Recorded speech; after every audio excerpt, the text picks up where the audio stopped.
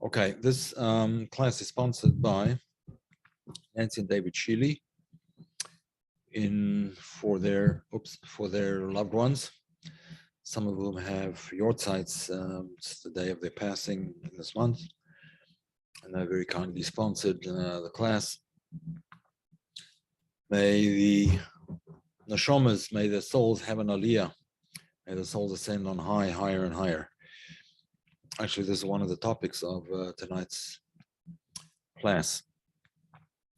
What we had, we started last week, the section, 2 sections from the Zohar, which speak about what happens when the Sabbath begins, or at least when the Sabbath is starting to come in, and then the actual commencement of the Sabbath. So tonight we're going to discuss what the Zohar calls the mystery or the secret, the raza of the Sabbath, raza de Shabbat, the secret, the mystery of Shabbat. Okay, so now just to explain something that's important to know. When we say the mystery of something, or the Aramaic word here is raza, raz. The word raz in Hebrew, just let me show you this.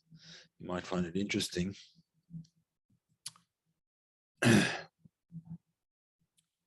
I'm assuming you can see, right? Yes.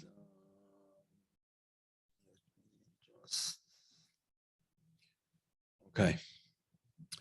The word raz in Hebrew, raz, that's how it's spelled.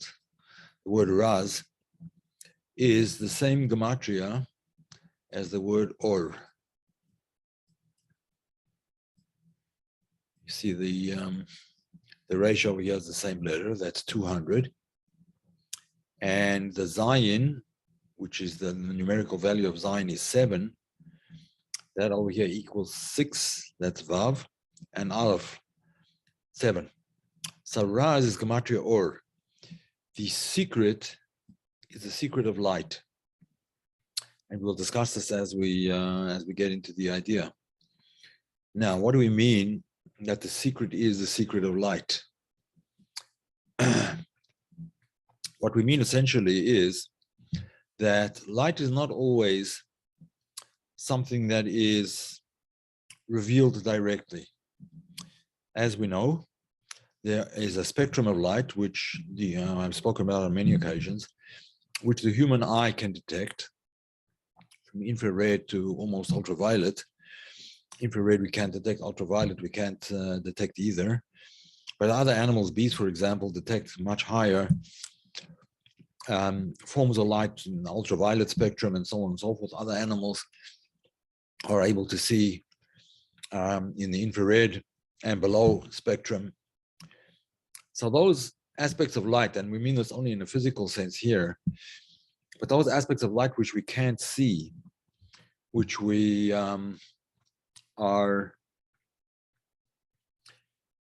which are invisible to us, are nevertheless not necessarily invisible in themselves. In other words, they're in a revealed state. It's just that the vessel, our eyes, are not in a state to see it. So when we speak about the raza, the Shabbos, the secret of Shabbos, we mean the light of the Sabbath that is beyond the normal spectrum of revelation. Now, does this mean, obviously we're speaking about this in a spiritual sense rather than a physical sense. But does this mean, therefore, that we cannot detect it? We don't have any inkling of it? Well, the truth is probably the vast majority of people do not have an inkling of it. But those who prepare for it, and this is part of what we're going to talk about, those who prepare for it do have an inkling of it, and perhaps even more than an inkling. They have a, let's call it an arousal of soul, or an elevation, if you want to put it this way, and in modern terminology, an elevation of consciousness. In Kabbalah, that's called an arousal of soul or an elevation of soul. It's an elevation of consciousness that happens for those who prepare and prepare properly and are waiting and do the right actions in order to receive the Sabbath. Now, I'll have to explain what that means to receive the Sabbath. As probably most of you know, the Sabbath is a day when we don't do any work, any malacha. Not only work for financial purposes, for earning a living, but there's certain kinds of work that we don't do that are not to earn a living. For instance, cooking and things like that. Cooking, slaughtering an animal for the flesh, and so on and so forth. Planting. There's many things. There's 39 categories of work that are forbidden on the Sabbath. So not only is there a cessation of work, but there's a certain preparation, a spiritual preparation, that has to come about in order to sanctify the Sabbath. In other words, in order for the sanctity of the Sabbath to have an impact on us. The Sabbath is sanctified whether we realize it or not, whether we celebrate it or not, whether we observe it or not, whether we prepare for it or not, it's there. But it's like that spectrum of light which we can't see unless we prepare. So part of the preparation comes already on the eve of the Sabbath, when we change our clothes into Sabbath clothing, when we usually, before you change into clothes, so, take a shower or a bath or whatever it is, men go to what's called the mikveh. They go to immerse in a ritual pool that has a certain amount of water in it, as a cleansing, a spiritual cleansing. It removes what's called tuma, spiritual impurity. And we prepare in that way. There's various other ways of preparing, but that's, those physical preparations. And of course, all the food is cooked beforehand, the water is heated up, put in an urn, whatever, as we've spoken about before. But in any event, the most important idea is that we prepare ourselves not only physically, but also spiritually. We prepare ourselves for a higher level of consciousness. This is what it starts off with when, I'll share screen again. I'll just show you the prayer. It's all in Aramaic. I couldn't find an English translation of it. It's in the original language of the Zohar. It says, Raza the Shabbos, the secret of the Sabbath, Ihi Shabbat, Ihi Shabbos, this is the Sabbath, that is unified with them in the mystery of oneness.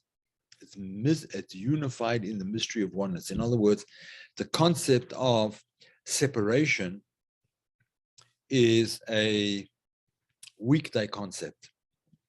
It's a concept of disunity, not necessarily disharmony or disunity in a negative sense, but it is where there are divisions of things, and the main idea of, let's say, unification, where all things come together, is not emphasized during the week.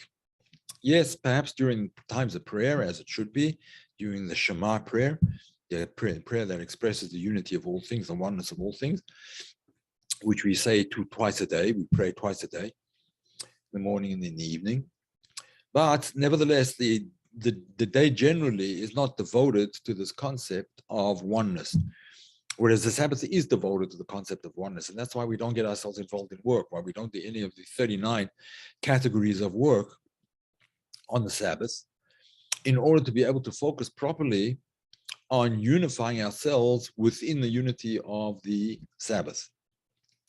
And it continues and says like this, Lemishra Allah, to rest upon it, or to dwell upon it, rather the echad, the secret of oneness, the secret of the oneness that is above.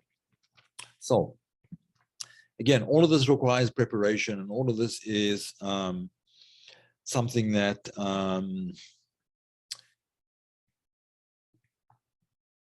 that is the result, to a certain extent, of what we do during the week. The commentaries explain that this idea of the unification over here is the unification that comes about. The unification that comes about through what is called Or Choizer.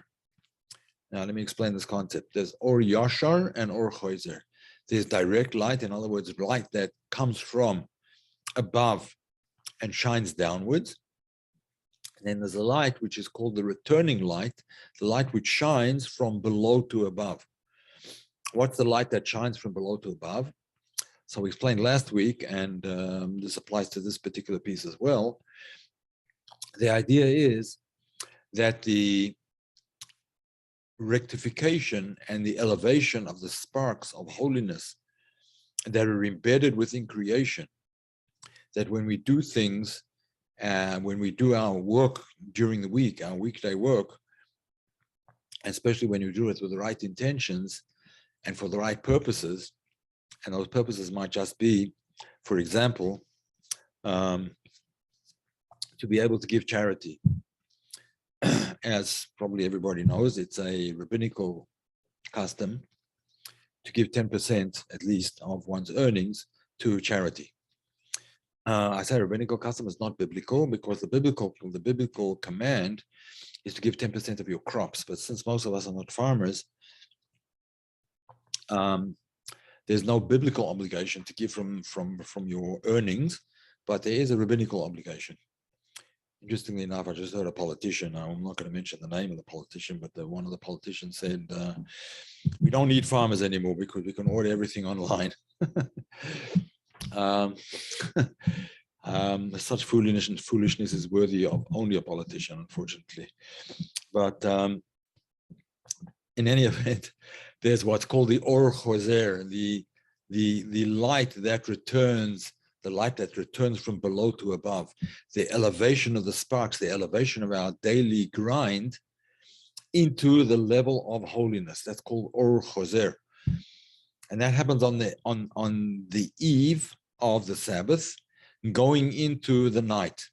But as soon as night comes, when the stars emerge, then the Or Yashar, the light from above to below, starts to shine forth and permeate those hearts that are ready for it, permeate the creation.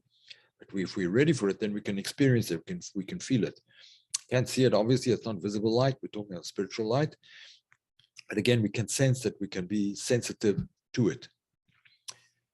So this idea of Or Choizer, the light that returns, is essentially the idea of Malchut, the last of the Sfirot. Let me get up my Sfirot chart here, and I assume you can see the Sfirot over here. I'm assuming. So the last of the Sfirot, the Sfirot Malchut, is what becomes elevated on the eve of the Sabbath. That is what becomes the Or Chozer, the returning light. All the light that's manifested in Malchut through the work that we do during the week is now unified up above, unified primarily with Zer Anpin. Zer Anpin is these Sfirot over here. It's called Zer Anpin, the smaller countenance, which includes the Sfirot, the 6 Sfirot, representing the 6 days of the week, but on a spiritual plane.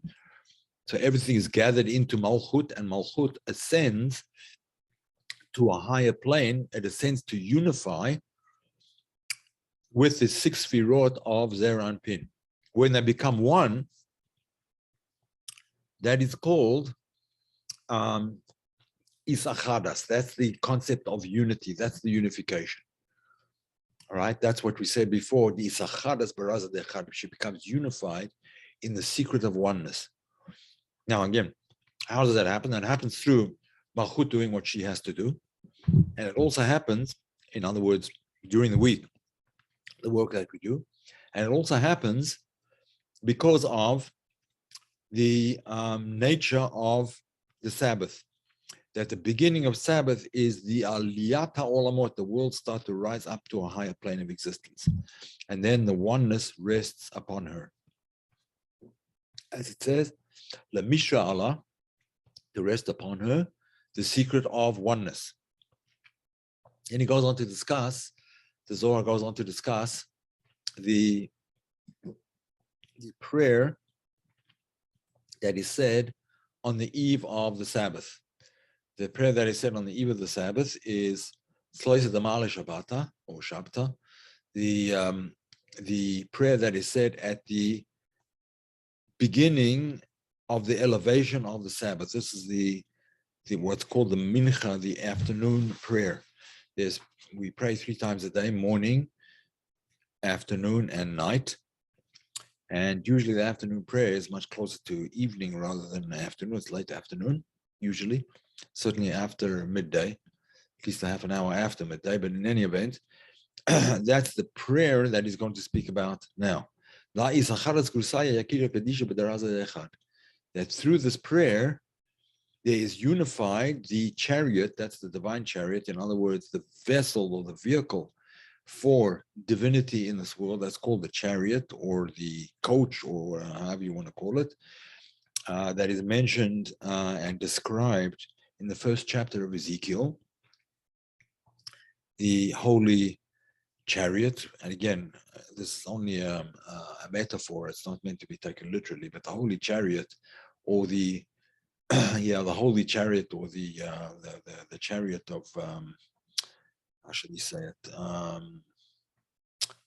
The throne upon the chariot, the Kusai Akira, the throne that is upon the chariot. Again, that's described, I mentioned it last night, that's described in the first chapter of Ezekiel. The throne is, in other words, the place where the divine presence is revealed. And this is the vehicle which then ascends to the secret of oneness, into the secret of oneness. Okay. Or into the mystery of oneness, yes. And is now prepared, is ready for the holy, transcendent king to rest upon it in a visible way. What do we mean in a visible way? Let's not say visible in the sense that we can actually see it, but we can sense it in a way that can be sensed, that the holy master, the holy transcendent king, in other words, the divine presence, is now brought down to that level. What level is that? That's still, we're talking still about the level of the world of Bria. As we explained last night, in the level of Bria, that's where the chariot is, or rather the throne upon the chariot is in the world of Bria. The chariot itself is in the world of Yetzirah. That's in the next world down. Again, there's 5 worlds, the world of Adam Kadmon, the world of Atzilut, the world of Bria, the world of Yetzirah, and the world of Asiya. The lowest level of the world of Asiya is our world. That corresponds to our world. But now we're talking about manifestation of divinity, manifestation of godliness, the world of angels is in the world of Yetzirah. But the world of the divine presence is in the world of Bria, essentially, which is where the Kusaya, this chair, this throne, the throne of glory, as it's called, is found. So in other words, the world of Atzilut, the revelation that there is, the godliness that's revealed in the world of Atzilut, settles down into the world of Bria. To a certain extent, as I explained again last night in last night's class and now on Sefer Yetzirah, this revelation becomes concealed to a certain extent. The word kisei is from the word case, to cover, to hide, to subdue the revelation of oneness, the revelation of godliness. But nevertheless, even though it's somewhat subdued, somewhat covered over, somewhat hidden, nevertheless, it is present there and its effect is felt. All right, now, as the Sabbath arrives, the Holy King, so to speak, in other words, again, the divine presence is manifested initially in the world of Bria.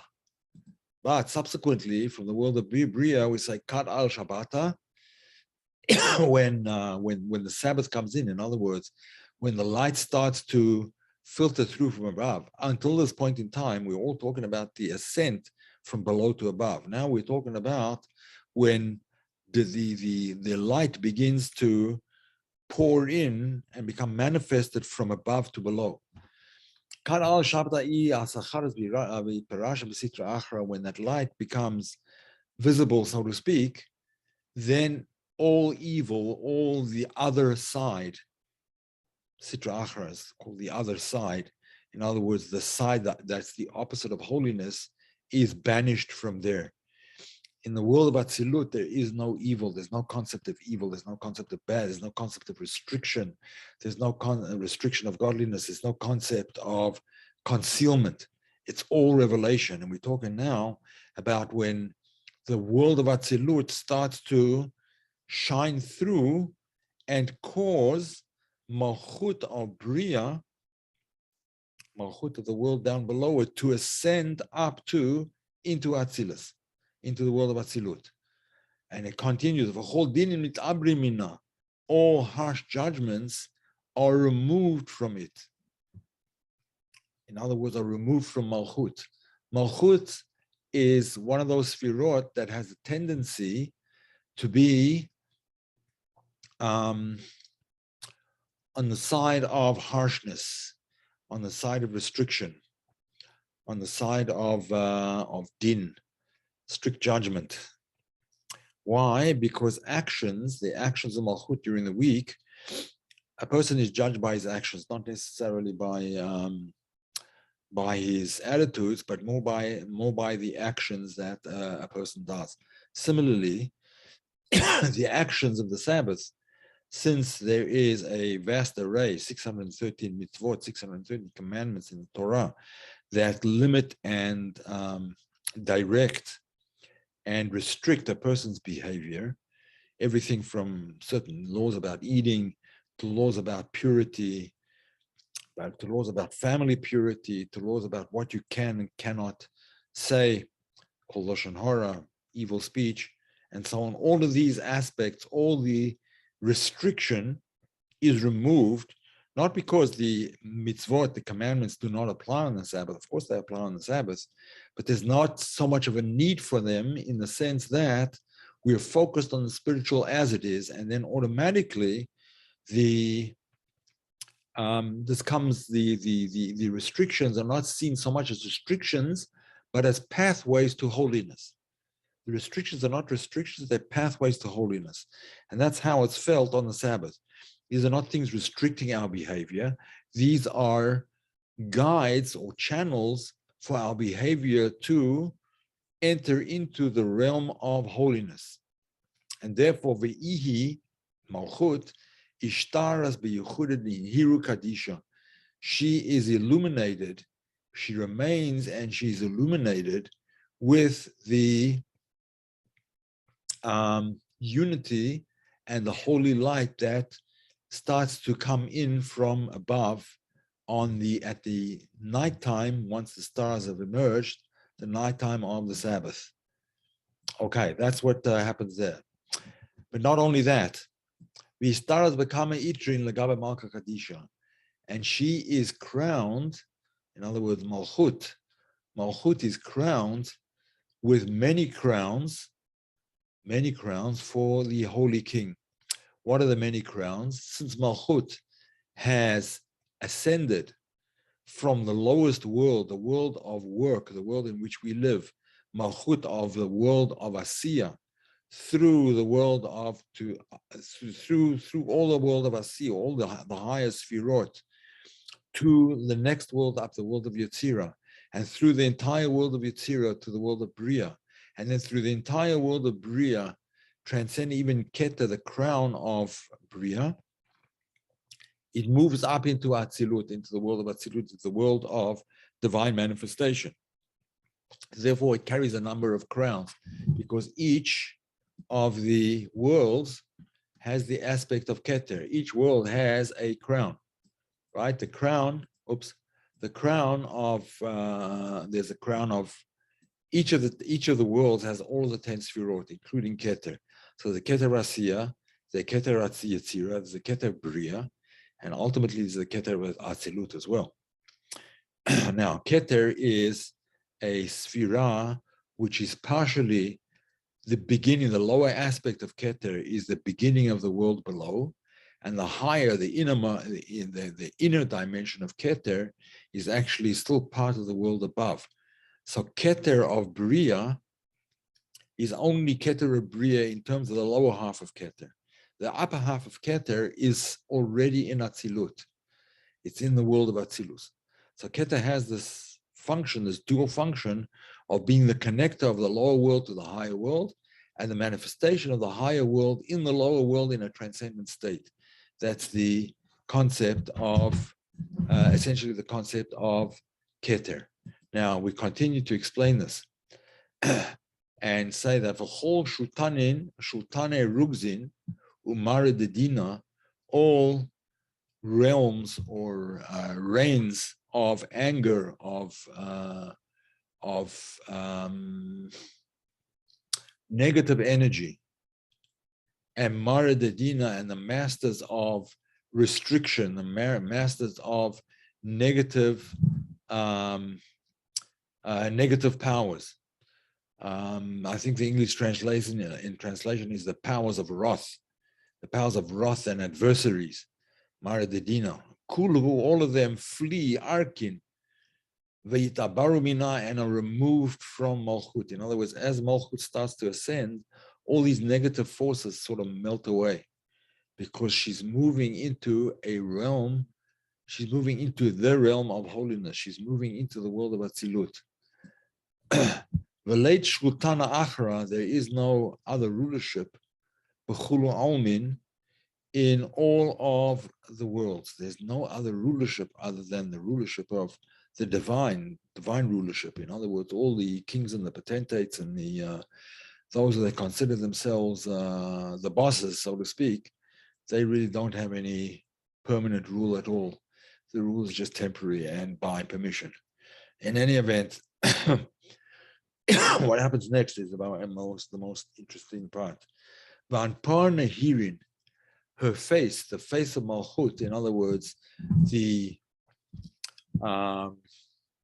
that which reflects the inner aspect of Malchut, because in a person's face, for those who are expert at it, and there's actually a whole science in Kabbalah of the science of reading the face. It's there are not that many people who are capable of doing it properly and understanding it clearly, but there are those people who can look at a person. I said that Arizal looked at a person, and he was able to see in that person, he was able to see all the person's previous lives.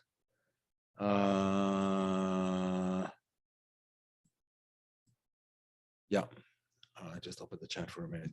He was able to see everyone's previous lives on their forehead.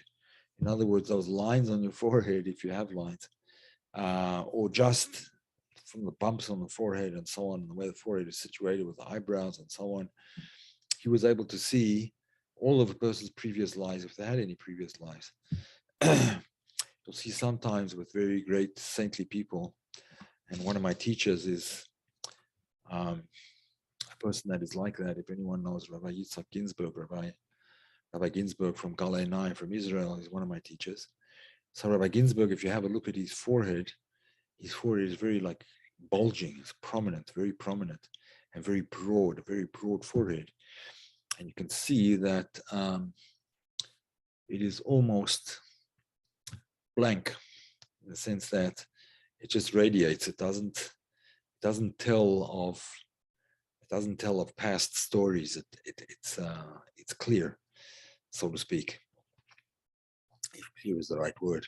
That's called Anpana Hirin, that her visage, her face, so to speak, that which reflects the inner aspect of the person, the Hirin, is shining.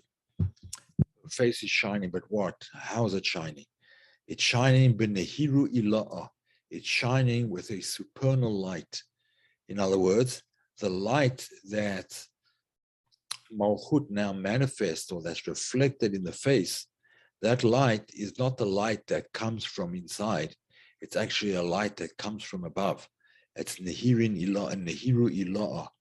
It is supernal light that is reflected in the face. As you see, very often, when people are praying and they're praying with deep concentration, focus, you sometimes see their faces kind of go, what's the word? I don't know the word in English, but their faces kind of become kind of transcendent. You see, they're sort of in a, I wouldn't say ecstatic is the right word, but they've transcended themselves. They're in a different realm, in a different category. That is when the face, that's the shining of the face.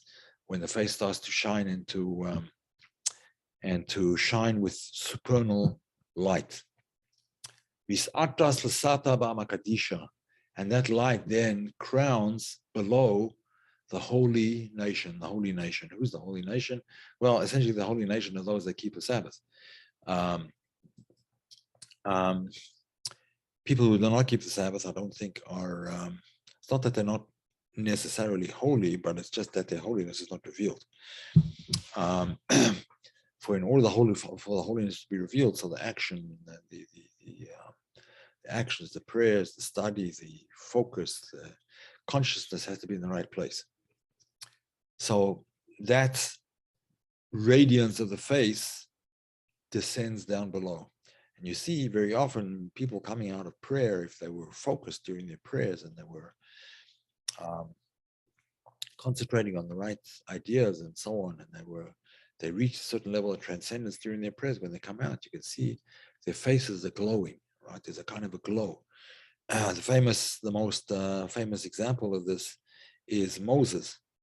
Moses's face, Moshe Rabbeinu, his face glowed so brightly that he had to put a veil over his face so that it didn't blind people, so to speak. That's how much his face glowed. He had to put this veil over his face. He had to cover it to a certain extent because his face glowed all the time. This is after the Torah, after he received the Torah, and then the people sinned with the golden calf. So he went up and he got, how shall I say, he expressed the people's repentance and so on and so forth, and he asked for compassion for the people. And then when he came down from the mountain again, when he came down on the second tablet, his face was glowing to the extent that, again, he had to cover his face with a masveh, with a mask, a veil, so that they wouldn't be blinded by the light coming out of his face. Now, obviously, that was Moses, that was Moshe Rabbeinu. It's not going to happen to everybody in the same way. But when you see great, very great tzaddikim, you see pictures of them. Even in a picture often captures that inner glow that expresses itself through the face. That's actually not an inner glow, it's a glow from above that expresses itself in the face. It's reflected in the face. And there's nothing to do with the person's beauty or the person's whatever. It's a glow. I mean, you can experience, you can see it. If anyone's met holy people, this is something that is fairly commonly acknowledged and known about. And all of them, all of the holy people, they become crowned with a new soul. What does that mean? They get a new consciousness, a new level of consciousness on the Sabbath. After the stars emerge, after the stars emerge, a holier level of soul, a holier level of consciousness descends from above and permeates the soul down below, so that the consciousness of a person on the Sabbath is very different from the consciousness during the week. During the week, the consciousness is out and downwards. It's outgoing and down moving, whereas the consciousness on the Sabbath is in moving and upward moving. It's inward and upward moving. And that's what's called nishmatin chadatin, a new consciousness, a consciousness of what is above us rather than the consciousness of the world around us. Kedain sherusa ditzloisa. Now begins the evening prayer. In order to bless her, in order to bless Malchut, in order to bless the divine presence within Malchut, bechedva, with joy. because all of this is done only through joy. It can't be achieved through sorrow. You see, when a person is in a state of sorrow, their faces are usually dark. When the person is in a state of joy, the face lights up. In my synagogue, my shul, on Friday night at the Lachadodi hymn, Come to Welcome the Bride. As I mentioned, I think in a previous class, we dance around for a few minutes. We dance around the bima. We dance around the middle of the lectern in the middle of the synagogue, and that's also adds to the atmosphere of joy, the atmosphere of chedva is not just joy, but it's more of a spiritual joy. It's a radiant joy. Let's put it that way. And therefore, it's followed by binhiru da anpin, the radiance of the face. That radiant joy now radiates through the face, radiates from above right through the face, through a person's countenance, and you can see that that radiance. Even in a physical sense, you can see it. How much more so in a spiritual sense? And then the prayers continue onwards. But that is the prayer. Okay. Folks, if there are any questions, I'll be happy to answer. And I think that, yeah, the face becomes radiant. That's right. If there are any questions, I'll be happy to answer. Even was the same as Malchut, any comment? Malachto means the work that they did.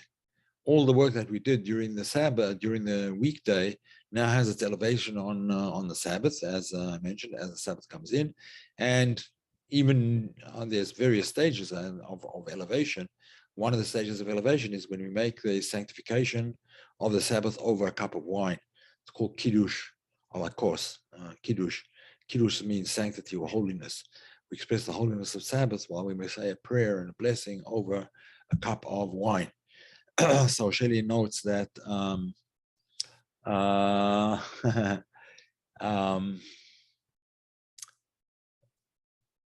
Shelley notes that this is similar to the word malacha. It is similar, yes, but it is now related to as the work has its ascent into holiness. Miriam says she's never been to Shabbat and Shabbat celebrations. I will invite your soul this Sabbath to my table. I would invite you to my physical table, but I think you live in Mexico. Miriam, why don't you write me an email? And I think you mentioned to me before what city you're in, but I don't remember. And I will try and find a person who will actually invite you for a Sabbath meal, a Sabbath celebration. And hopefully you will get a taste of what it's all about. Okay. Yes, not only polishing, but elevating. Shabbat is the final result. Yes, Shabbat is the culmination of the week. It's not the end of the week. It's the culmination and the ascent of the week. All right, there's more messages. You're very welcome, Miriam. Rabbi Ginsburg has written many good books, music, and newsletters on his website. Yes, very, very good stuff. Galenai, I think it's .org or inner.org. I think that's what they call it. Galenai is the Hebrew site. Inner.org is the English site. Inner, INNER.org. Very worthwhile stuff to look at. Some of it is very esoteric, hard to understand, some of it, but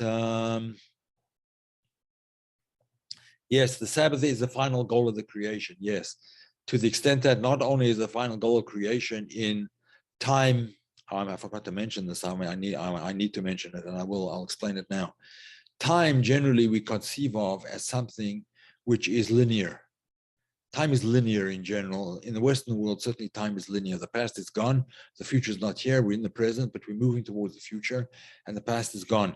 But there's a connection to the past. Every moment is, maybe it's a discrete moment, but it's nevertheless connected to the moment before. Just like a chain, they linked together, and time moves in one direction only. That is the way that things are seen in the Western world. In the Jewish world, in the Torah world, that's not necessarily the case. There is a concept of linear, and there is also a concept of cyclical. Now, the cycle completes on the Sabbath. The cycle of the weekday of work, is completed on the Sabbath. That's what the Sabbath is all about, the completion of the cycle. So the completion of any cycle, therefore, elevates it to a higher status. Before, it was only being worked upon. It was incomplete. Now it's complete. But that doesn't only happen in terms of the days. It happens in terms of the months, and it happens in terms of the years. The year is also cyclical. We come again to the new year that begins the year every time, and then we go through the same cycle of festivals and so on and so forth, the same cycle of months. And not only does it apply to the years, but it also applies to the millenniums. Not so much to the centuries, but to the millenniums. In other words, the 7th millennium is called the millennium of the Sabbath. Shabbat, how should I say it again? How does it go? Shabbat l'chai olamim. It's the eternal Sabbath. The 7th millennium is the eternal Sabbath. The 7th millennium is the time when things are elevated to their highest spiritual status. That is the time of the Messianic. It's the Messianic era, the 7th millennium, and we're getting close to that. In fact, there are many Kabbalists who explain that the time that we're in now is the same on a weekly scale as it is on the millennium scale. I mean, in other words, just as on the weekly scale we have the eve of the Sabbath, so too we're on the eve of the Sabbath on the millennial scale. In other words, things are starting to become purified. Now, we might not see this, and we might take a step back and say, what on earth? Right? But that is actually the truth, whether we see it or we don't see it. All the ridiculous things that we're seeing now is all the negative forces being removed, being done away with. And therefore they bubble to the surface, just like when you sort of, when you make a soup, so initially what comes at the top of the soup is the scum. Like when you start boiling your soup, chicken soup anyway, you get scum on the top, right? Then you remove that scum and the soup is clear. Same thing over here on the eve of the Sabbath. The scum rises to the top and is removed. Removed from above. We're not talking about any kind of liberation movements or rebellion movements or anything like that. But they're removed from above. God knows what He's doing. Good. Okay, and that's the final goal of mankind. Yes, to achieve and to attain that level of the Sabbath. All right, you're very welcome, Elimelech. 6 days of elevating the divine spouse, communion on Shabbos, in time transcending time on Shabbos. Yes, that is correct. Divine communion, and on Sabbath transcending time and space. Yes, different time zones mean Shabbos in a world for nearly 2 days. That's correct. Do you think this light of Sabbath there will be available before and after the Sabbath, as long as Sabbath is still active somewhere else in the world? That's a very interesting question. There is a certain radiance that affects once the Sabbath has gone out. In other words, the stars come out again and the Sabbath is no longer there, but nevertheless it remains in an elevated status until midnight, actually. And then it starts to sort of move into the new cycle of the week. It lasts till midnight. And that's why after the Sabbath, it is very common, especially amongst Hasidic groups, to make what is called the Malava Malka, to accompany the queen back to her palace, right? In other words, to see the Sabbath, to accompany the Sabbath going out. And that's usually is until midnight. Sometimes in some places maybe past midnight, but that's the way it's done. Chicken soup right now, yeah. Good. All right. All right, Shabbat Shalom, everybody. If there are any other questions, you can ask now in the next couple of minutes, or we will call it a day and leave it. I think maybe next week's class, I think I might have a question and answer session. So if you have any questions, you can ask them then. If you want to send the questions in, give me a little bit of time to prepare. That might also help me a little bit, because it's sometimes hard to think of good answers on the spot. Sometimes they aren't answers. Sometimes they aren't, good answers, or at least not that I know of. So I don't promise to answer everything, but I will try. I feel Shabbat elevation more on Friday night, not really so much on the Saturday. Any comments? Well, when something is novel, when it happens for the first time, in other words, when at the initiation of the Sabbath, it's obviously our consciousness is more focused on it. But there need to be certain things done in order to make the holiness of Shabbos felt during the Sabbath, during Sabbath day. It's not only cessation from work, but there's obviously prayers and so on and so forth. But yeah, I can hear, it's not necessarily going to be felt for everybody. Okay, so Shabbat Shalom, and I'll see you all hopefully next week. Godspeed to everybody. All the best. I will put this up. Stop share. I'll put this video up on YouTube within the next half hour or so. However long it takes to process. Okay, so Shabbat Shalom to all, and to Elimelech, to Terry, to Ben, and so on and so forth. Shirley, all of you. Night, night.